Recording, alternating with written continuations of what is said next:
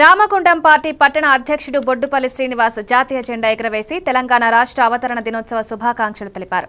ఈ కార్యక్రమంలో మాజీ కార్పొరేటర్ సతీష్ కుమార్, డాక్టర్ ముస్తఫా, శంకర్, గంగాధర్, రవికుమార్, అదారుద్దీన్, నర్సింగ్ తదితరులు పాల్గొన్నారు.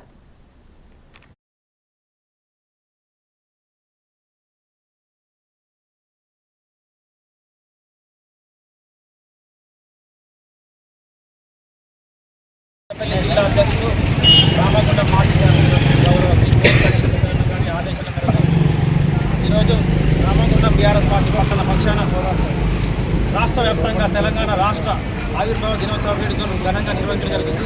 అందులో భాగంగా ఈరోజు రామగుండం పట్టణ బీఆర్ఎస్ పార్టీ అధ్యక్షున ఈరోజు మధ్య తెరాస వద్ద జాతీయ జెండాను ఎగురవేసింది.